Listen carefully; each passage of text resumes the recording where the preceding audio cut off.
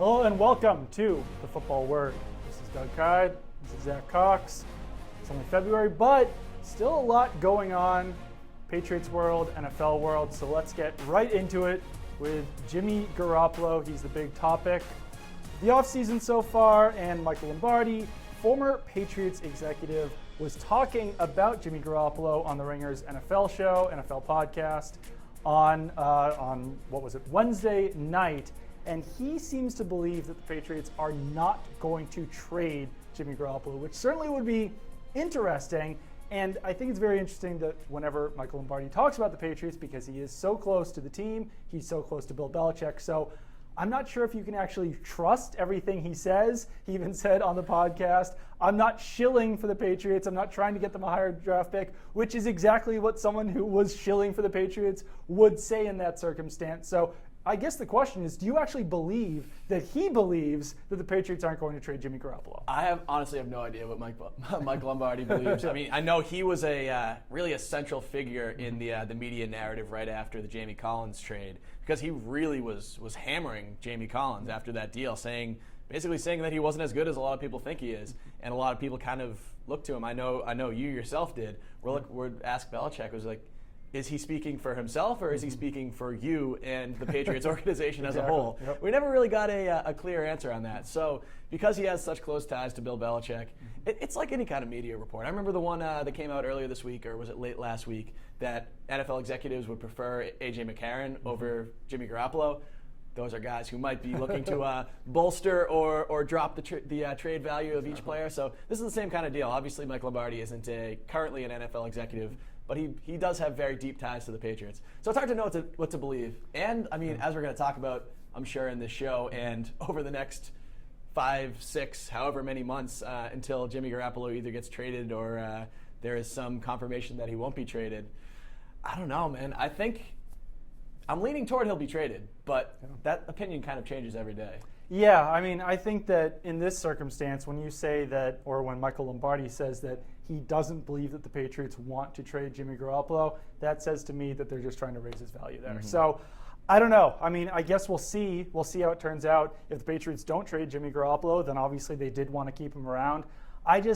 I'm not totally understanding the idea of keeping him around in this case, in this scenario, just because he is only under contract for one more year. So if you don't trade him, then you're talking about potentially franchising him after the next year, or trying to get him to agree to a long-term contract, which I wouldn't do if I were him, because who knows how much longer Tom Brady's going to be playing for. I mean, if he keeps going on ski jumps, then maybe it won't be that much longer. But at this point, I mean, how much longer, how long will it take until Jimmy Garoppolo finally takes the field as a starting quarterback? It could be a while. It's a weird situation, because if they don't trade him this offseason, they keep him around. Next season, he'll be fine. He can be the backup for the current money that he's making. Won't really make that big of a difference. But once you hit next offseason, they can either let him go for nothing, which obviously would not be an ideal situation if they do value him and think he's going to be as good of an NFL quarterback as a lot of us do.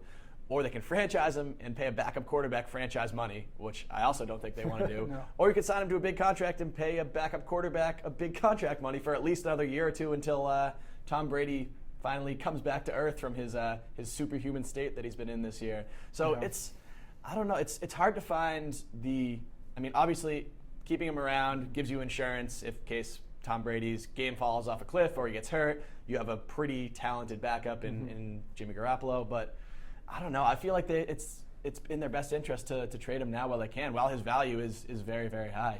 I would agree with that, and the fact that they have Jacoby Brissett certainly helps that as well. So if the Patriots do trade Jimmy Garoppolo, let's look at some teams that could be interested. The big four right now really are the Cleveland Browns, who have the number 1 overall pick, and the number 12 pick, the San Francisco 49ers, who have the number 2 overall pick, Bears, who have the number 3 overall pick, and the Texans, who have the number 25 overall pick. Going back to Lombardi, Lombardi seems to think that the 49ers are the best fit for Jimmy Garoppolo because he knows that Kyle Shanahan likes Garoppolo as a quarterback. 49ers obviously don't really have a quarterback right now. They have Colin Kaepernick, who's a free agent, I believe. Yep, he's a free agent. And they have Blaine Gabbert, or at least that's who they had last year. They had the worst roster in football last year. When you have Colin Kaepernick and you have Blaine Gabbert, you don't have a quarterback. So Jimmy Garoppolo would be a huge upgrade there. But are they really going to be willing to give up the number 2 overall pick for, as you were just saying, 1 year of Jimmy Garoppolo, then you either have to sign him or franchise him or do something else. As far as picks go, I think the Browns probably have the best picks to maneuver for Jimmy Garoppolo because that number 12 overall pick is probably like right where the Patriots would want it to be, right where another team would want it to be. They also have the 33 too, right at the start of the second. Exactly. So maybe they could even send both of those for Garoppolo. Maybe they could send that number 12 and a 4th rounder. But I don't know. I guess it all kind of depends on what Hugh Jackson thinks of them. And then the Texans might be the best fit as far as team goes because Texans saw last year that bringing in a quarterback off the street and expecting him to learn that Patriots complex offensive system that Bill O'Brien runs in Houston does not go well. Tom Savage was better than Brock Osweiler because he had been in the system. Jimmy Garoppolo's been in the system for 3 years now, so maybe package that number 25 pick with a 3rd or 4th rounder. That could probably get it done too. Not to continue on here for a second, but Lombardi also talked about that and said the Patriots might not be willing to ship Garoppolo to the Texans because that could immediately make them contenders. Put a quarterback on that team, and they might be able to beat the Patriots. Yeah, that's exactly what I was just going to say. I think the Texans would be the best fit for him because the Texans they're not on the level of the 49ers, Browns, or Bears, where those teams really need a lot of work. I can't see them contending for at least another 2 to 3 years. Put a good quarterback on this team, like you said, this Texans team, and they are a contender. Yep. They can challenge the Patriots in the AFC, especially with you saw how good their defense was. I mean, even put Jimmy Garoppolo over Brock Osweiler in that divisional round. The Texans very easily could have beaten the Patriots in that game. And he'll be thrown to DeAndre Hopkins. They still have a decent running game with Lamar Miller. That defense obviously is ferocious, but like you said, I think Bill Belichick knows this as well, and I don't think if he values Jimmy Garoppolo as much as we think he does, he's not going to give him to an AFC contender. If he thinks he's not all that great, we could see a Matt Castle situation, a Drew Bledsoe situation, but I don't know. I think he would be he would feel much better about sending him to a bottom feeder or shipping him out west to San Fran. Absolutely, and the Castle point is interesting too because now teams kind of know that if Bill Belichick is offering Jimmy Garoppolo to a team like the Texans, maybe he doesn't think that highly of him. But I think the Patriots do think highly of Garoppolo, so we'll see how that all goes. Let's move on to Martellus Bennett, who was in the news earlier this week with some tweets that he sent out there. He's been very active on Twitter. He has been very active on Twitter, just as he was in this season in the locker room. Very vocal guy. He was really kind of going against the idea that he would take a pay cut to join a winner. I don't know. Maybe he'll do it. Maybe he won't. But I guess the big question here is whether the Patriots should look to guarantee that they're retaining Martellus Bennett either through the franchise tag or the transition tag, or if they should be willing to pay him up to, $9 million per season, which might be the going rate for a tight end of his caliber. I would probably lean towards no. As good as Bennett was and as good as it was to have that insurance for Rob Gronkowski is only making $7 million next year. I don't know if you can pay a guy like Martellus Bennett that kind of money to be that number 2, to be a backup. I think that you have to hope at least that Rob Gronkowski will be healthy next season. And Bennett, as great of a guy as he is, as vocal, as funny, as everything, he's not the type of guy that you want to sign to a long-term contract because he has had issues in the past. He had issues with the Cowboys. He had issues with the Bears. What's to say that if he gets some insurance here, if he gets a 4 or 5 year deal, that he doesn't have those same types of issues here in New England? Yeah, but I think that's a good point. And I think just physically looking at him, he played in every single game this season, but he was banged up for a good amount of those. Absolutely. I mean, I don't want to knock the guy for playing hurt. I mean, it's obviously he displayed some tremendous toughness, and he was a hugely important player for this team, especially after Gronkowski went down. Mm-hmm. But what if this happens again next season? Is he going to be able to withstand this same kind of pounding 2 seasons in a row? I mean, is this going to result in him missing 4 or 5 games rather than playing hurt and kind of being limited? So if you give him a big deal, he ends up his injuries catch up to him. And obviously, Rob Gronkowski is not the picture of health, which I think that's going to be the big, almost bigger than this Bennett situation is what the Patriots think Rob Gronkowski is going to be next year. Are they fully confident he can come back from? I mean, he just had his 3rd back surgery. Yeah. Like, not many people can have 3 back surgeries and come back and be the same kind of player that they were before. If they don't, I think you kind of have to go into the season not expecting Gronkowski to get hurt, but being prepared for when he does get hurt. Because you don't want that to happen in week 4. Let Bennett go in free agency, then be like, damn, we've got Matt Langle and so from Arkansas that we signed as an undrafted free agent. Yeah. I think they need. It's sounding like it'll be unlikely that Bennett comes back based on a report from Ian Rappaport earlier this week. They said it's a real possibility that he leaves, that he really wants to test free agency. But even if they don't bring Bennett back, they need to get some sort of established player in that position. I completely agree with you. They do need some sort of insurance there. Martellus Bennett is the best insurance that they've ever had for Rob Gronkowski. But like we said, do you pay that insurance $9 million? That's a hefty price for insurance. Yeah. So the guys out there as free agents, not a great list. And I think that some of these guys will be overpaid. You've got Jack Doyle, Jared Cook, Ryan Griffin, Vernon Davis, Jermaine Gresham, Deion Sims, Jacob Tamme, Luke Wilson. I think one interesting name that if he gets released would be Dennis Pitta. He is kind of getting up there in age, but he's a great receiving tight end. He certainly has some injury history that could kind of lower that price tag a little bit. And the Patriots don't like signing unrestricted free agents because that messes up the compensatory draft formula. So when a guy gets released, there's a much higher percentage that guy actually comes to the Patriots, as we saw last year with Chris Long and some other free agents that they brought in. So that's a guy that I'm kind of looking at as far as veterans go that could be an option for the Patriots. Yeah, obviously it's not a very star-studded list that you just named right there. Martellus Bennett, if he does indeed hit free agency, I think will be easily the number one target for tight end needy teams. But I wouldn't be surprised if they look this way in the draft, if they can't bring back Martellus Bennett. There's some really exciting names. O.J. Howard from Alabama, who obviously had huge performances in each of the last 2 national championship games. And then if you go a little bit farther down the list, David Njoku, I believe that's how you. I'm sorry, David, if I mispronounced your name. Might be Noku? Noku? I mean, I'm sure we'll be hearing his name a whole lot once the whole draft machine kind of picks up. One of my favorite parts about the draft is actually figuring out, A, what guys look like, and B, how to pronounce their names. It usually comes like early April where I'm like, oh, that's what that guy looks like. Oh, that's how you pronounce his name. So I'm really looking forward to figuring out how to pronounce David either Njoku or Noku. So both of those guys could be available at number 32. A lot of the mock drafts that I've been seeing have them going in late teens, early 20s. So there's no guarantee either of them could be there. If you go down a little bit farther into the mid rounds, Jake Butt from Michigan, who I'm pretty sure played at Michigan for the last 8.5 years. I feel like I've been watching that guy since 2004. Yeah. And then Jordan Leggett from Clemson, another guy who just played in the last 2 national championship games. Yep. Those are some names that I've been seeing floating around, sort of linked to the Patriots. I think they all could be good options. Obviously, with a rookie, you don't truly know what you're getting, but absolutely, Jake Butt, probably the best name ever for a tight end. Yeah, it's perhaps.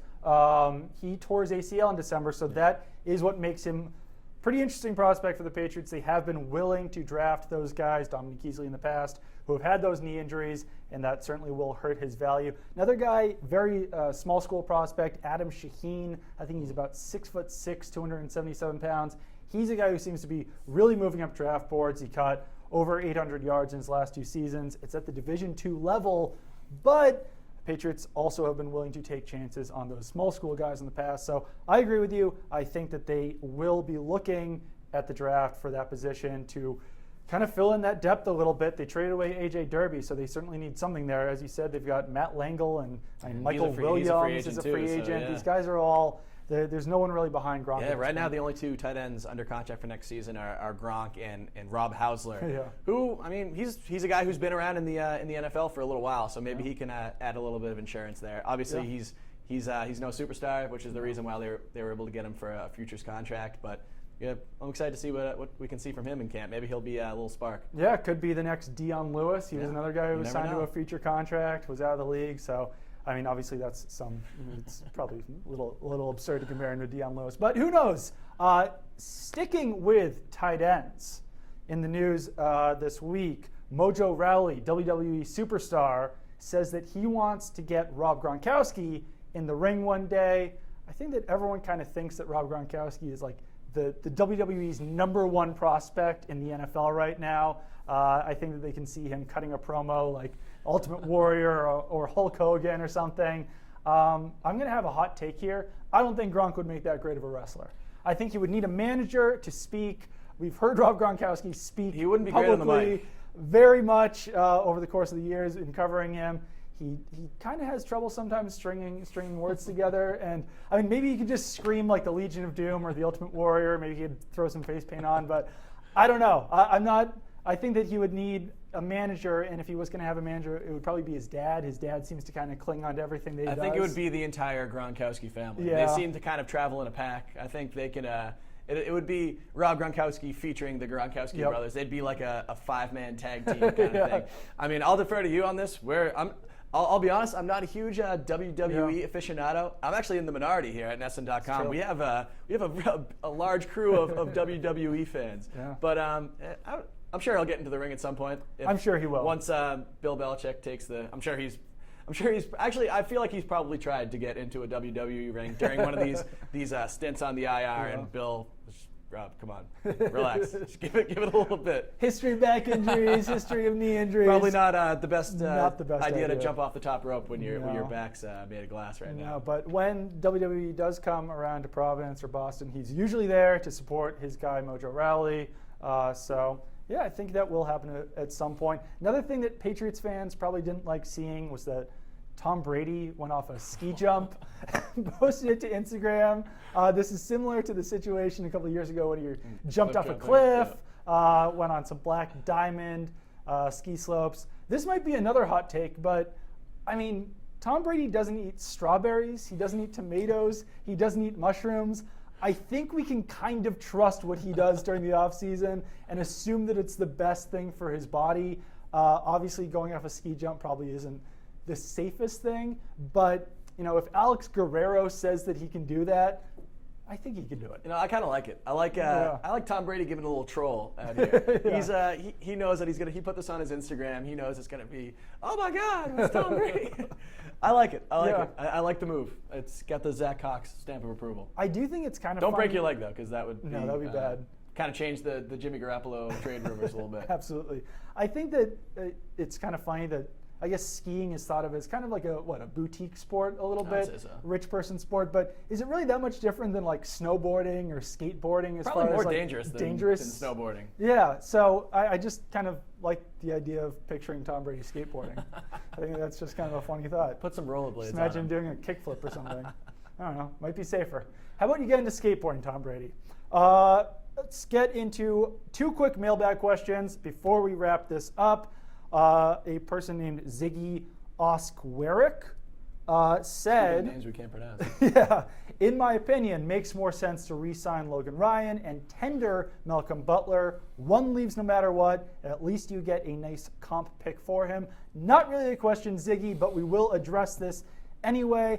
I think that this completely depends on how much Logan Ryan is worth on the open market. If you're talking about, signing him for $10 or $11 million per season, that's not worth it. As much as I like Logan Ryan as a player, he's not a number 1 cornerback.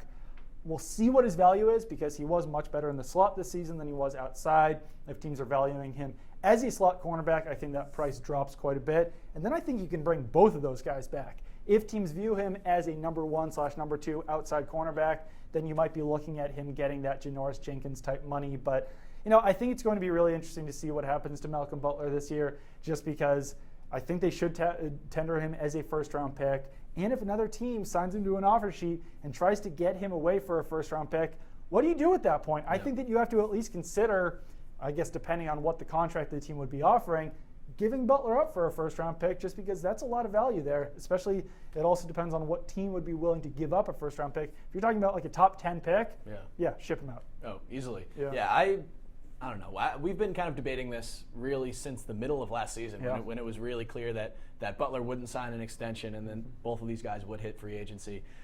I can't picture a situation where they keep both of them. Yeah. I mean, I know that Ryan did play a lot in the slot, so he might not have the clout of an outside corner.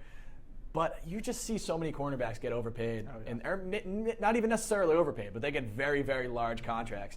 And both of those guys are guys I can see getting very large contracts. Patriots can't pay their top 2 cornerbacks $20,000 for next season.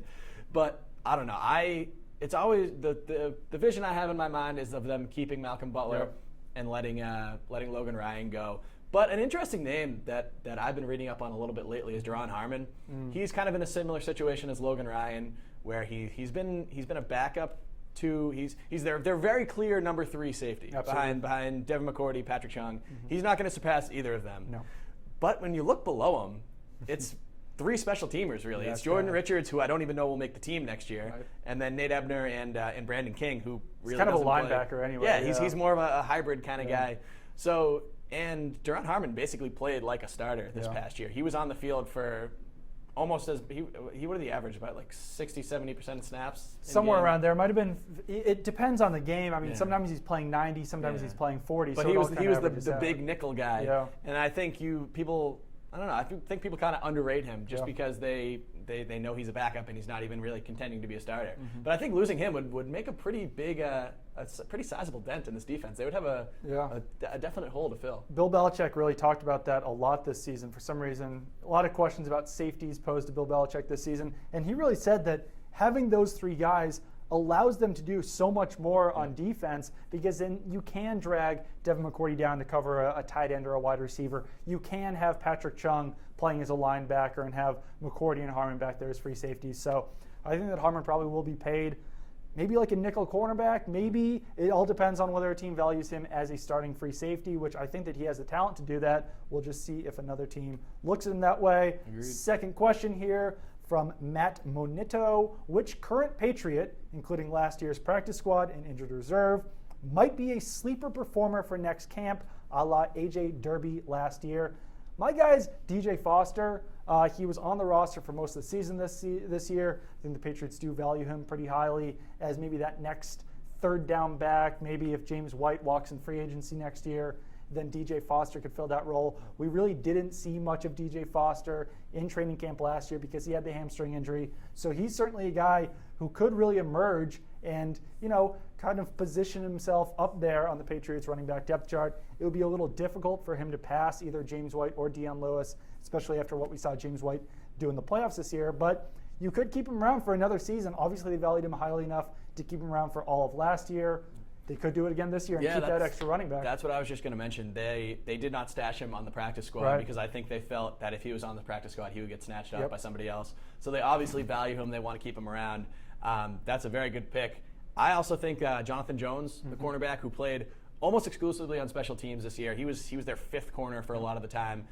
But as we talked about, the cornerback situation is kind of up in the air right now. It's very unlikely they'll bring back their top 2 corners. And then beyond that, there's Eric Rowe, who will be back, who I think had a very solid first season. He'll be the number 2 next year. Number 2, very, very solid first season in New England. Then you have Cyrus Jones, who did not have a very solid first season in New England. I mean, I'm not ready to give up on Cyrus yet. No. His head was all out of whack as a rookie. He just couldn't get it together whatsoever.